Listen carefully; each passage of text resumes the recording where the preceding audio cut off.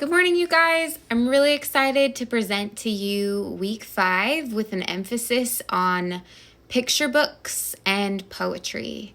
I will confess that picture books are my absolute favorite part of children's literature.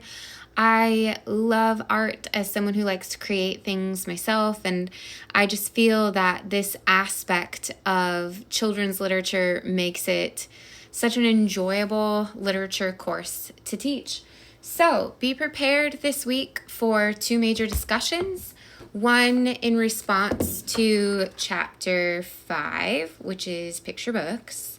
And in that chapter, or alongside that chapter, you'll have a chance to look at Caldecott award-winning picture books of the 21st century. And you'll get to choose some of those and read some of those. Chapter 5, picture books, the union of story and art. And what's neat about Caldecott, I want to remind you again that one thing I've read that's really important to me as I teach and lead you through this course is that all of these professors across the country are saying, if you take a children's literature course and you read more from a textbook than you do from actual children's books, it's not a good course. So I really want you to, learn as you read this textbook, but just get what you need out of it. Be inspired by it. Like, oh, that's interesting. I never thought of that. Highlight, take notes, whatever.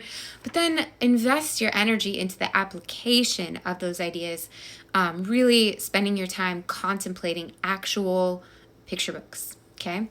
As a very quick assignment right after that picture book discussion, you are going to choose one wordless picture book. So literally a picture book with no words, and you're going to read that and write directly to me, not a discussion, just directly to me, some of your thoughts on that experience.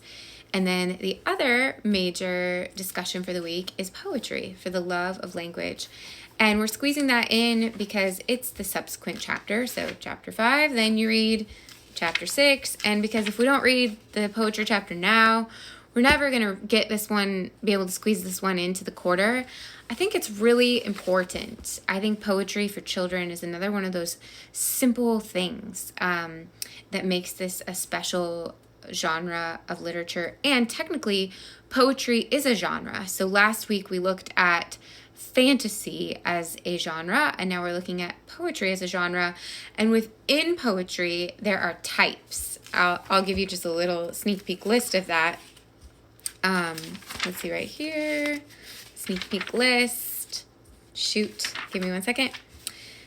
Narrative poetry and ballads, lyric poetry like haiku and limericks and free verse and visual poetry. And I was talking about this in the fantasy section, but everyone's different. Some people like animal stories, some people like sci-fi, some people like dystopian. Same thing with poetry. Some people are going to like different styles and kinds of poetry. And if we as the adult guides into the world of literature only know our favorites and we aren't broadening our own horizons, how can we possibly provide the map for children or young readers to know where they might land on that map? So again, just be thinking in terms of broadening your own horizons, understanding the importance of genre as a diversity multiplier within yourself. I know that I wasn't very familiar with limericks, and just a fun side note, my husband randomly, his grandpa loved limericks and had books of limericks, and my husband can write limericks off the top of his head about anyone and anything. It's weird. I mean that in an affectionate way. I think it's really cool. So that's the playful side to this learning. And there will be a discussion surrounding this. You'll find that these discussions might push you a little bit outside of your comfort zone. Like in the poetry one, you have the opportunity, if you'd like, to write your own poem. What? I'm really excited to see how you guys approach that. But as usual, the deadlines are Friday night and Monday night. So Friday night for your 2 original replies, Monday night for your 2 original posts within each discussion board, and then Monday night for replies to everyone within those same discussion boards. The wordless picture book thing that goes directly to me, you can have until Monday night to do that. And then just a side note, because there are so many different parts to these posts and there's a lot going on, if you need until Saturday night to get all of it, not any of it, but all of it, that's fine. I won't monitor you too closely. If you run a day late on your original, on some part of your original, that's okay.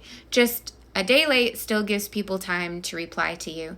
Don't talk to me about it. Don't email me. Don't feel the need to fill my inbox. You just have my permission over this video to be a day late for the original post if you need it. Okay? And I just hope you guys are enjoying your learning. I am right now leaving you some audio comments on your literary criticism projects in response to Charlotte's Web. I'm a little more than halfway through, really enjoying some of the things you guys are talking about in there, and learning from you. So I'm leaving you comments about how you can keep improving and deepening your literary analysis skills. Look forward to an email about how to access those comments coming soon. All right, have a great week, and email me if you need anything. I'm always happy to reply and discuss things with you, or meet via Zoom if that's helpful.